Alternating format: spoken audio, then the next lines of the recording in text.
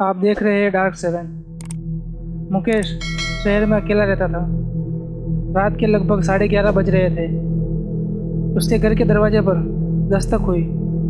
उसने रजाई से निकलकर शाल ओढ़कर दरवाज़ा खोलने से पहले पूछा, कौन हो? जवाब में मिला, चिट्ठी वाला। यह सुनकर मुकेश घबरा गया। उसके मन में बुरे बुरे विचार आने लगे। उसे लगा इतनी रात को चिट्ठी आने का एक ही कारण हो सकता है, कहीं गांव में कुछ घर पर अनहोनी ना हो गई हो। उसने दरवाज़ा खोला और चिट्ठी ली। चिट्ठी खोल के देखा तो उसके होश उड़ गए थे। जैसा उसे लग रहा था वैसा ही हुआ। गांव में उसके दादाजी का देहांत हो गया था और चिट्ठी में लिखा था कि मुकेश, तुम तुरंत ही पहली ट्रेन में बैठकर गांव आ जाओ। उसके गांव जाने वाली आखिरी गाड़ी रात के 12:15 बजे जाती थी। उसने तुरंत एक बैग लिया, उसमें 2 जोड़ी कपड़े डाल दिए और कंबल रख दिया और अच्छी तरह स्वेटर और शाल में लिपट कर स्टेशन के लिए निकल पड़ा। किस्मत से उसे साइकिल रिक्शा मिल गया। वो उसमें बैठकर स्टेशन पहुंचा। उस समय 12 बजने में 5 मिनट बाकी थे। गाड़ी आने में देरी थी। उसने टिकट खिड़की से टिकट लिया और पूछताछ खिड़की से गाड़ी का टाइम पता किया तो पता चला कि गाड़ी 1.5 घंटा लेट है, मतलब कि गाड़ी 2 बजे आने वाली थी। मुकेश स्टेशन के अंदर घुसा, प्लेटफॉर्म पर पहुंचा। कोहरे से घनी चादर पूरे प्लेटफॉर्म पर छाई हुई थी। चारों तरफ कोहरा ही कोहरा था और प्लेटफॉर्म पर मुकेश को उसके अलावा कोई भी मुसाफिर नहीं दिख रहा था।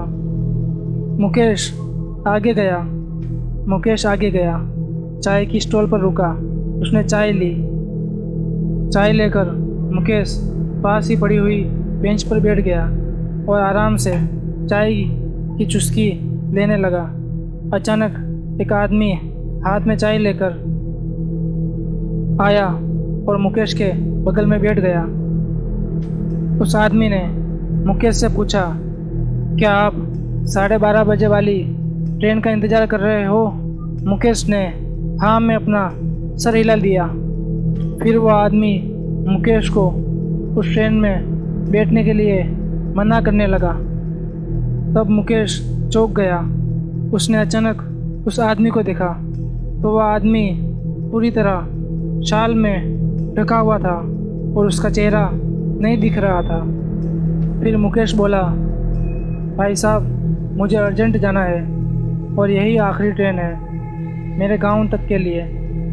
तो वो आदमी बोला, मगर फिर भी मैं कहता हूँ आप इस ट्रेन में मत जाइए, आप पहुँच नहीं पाएंगे अपने घर। ये बात सुनकर मुकेश दोबारा से चौंक गया।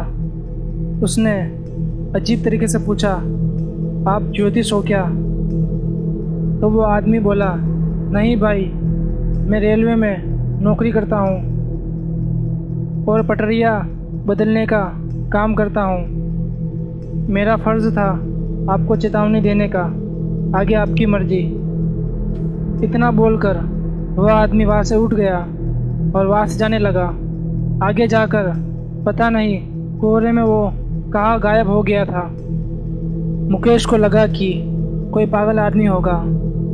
मुकेश को एक और चाय पीने का मन हुआ तो वो बेंच से उठकर चाय के स्टॉल पर गया। चाय लेकर मुकेश वहीं पर खड़े खड़े चाय पीने लगा। तभी चाय वाले ने मुकेश से पूछा, आपके पास कोई मिलने तो नहीं आया था साहब? मुकेश चौंका। उसने हाँ में अपना सर हिलाया। इतने में एक ट्रेन प्लेटफॉर्म पर आकर खड़ी हो गई। मुकेश ने जल्दी से चाय के पैसे चुकाए और ट्रेन की तरफ भागने लगा। पीछे से मुकेश को चाय वाले की आवाज़ आई, साहब, ये ट्रेन आपकी नहीं है, इस ट्रेन में आप मत बैठो। लेकिन मुकेश ने ट्रेन पर लगे बोर्ड से तसल्ली कर ली थी कि वो यही ट्रेन है जिसमें उसे जाना था। मुकेश एक खाली डब्बे में चढ़ गया। उसने जल्दी से एक कंबल सीट पर बिछाकर दूसरा कंबल लेकर लेट गया। उस लेटने के 10 मिनट बाद ही ट्रेन रवाना हो गई और देखते ही देखते हवा से बातें करने लगी। ऐसा लग रहा था कि ट्रेन चल नहीं, उड़ रही है। उसकी स्पीड लगातार बढ़ती ही जा रही थी। शायद 150 किलोमीटर प्रति घंटा की रफ्तार लग रही थी, जबकि पैसेंजर ट्रेन सामान्य ही 40 की स्पीड में चलती है। मुकेश घबराने लगा।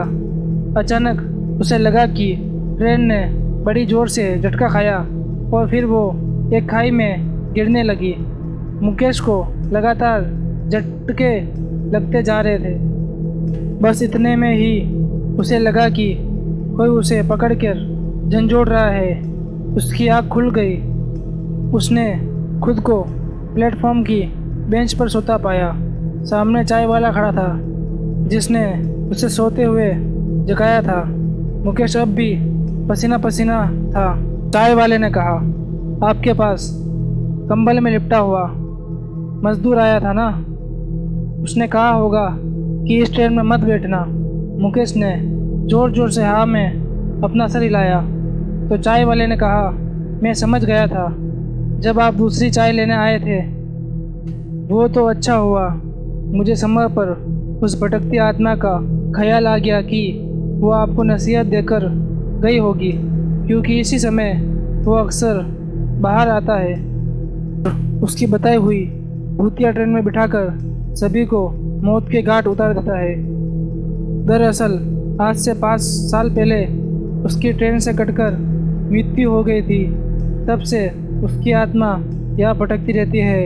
हम लोगों को पता है, इसलिए हम आप जैसों को बचा पाने में सफल हो जाते हैं। तभी उसकी गाड़ी प्लेटफॉर्म पर आ गई और मुकेश रवाना हो गया। अगर ये कहानी आपको अच्छी लगी हो तो वीडियो को लाइक करें और चैनल को सब्सक्राइब करें।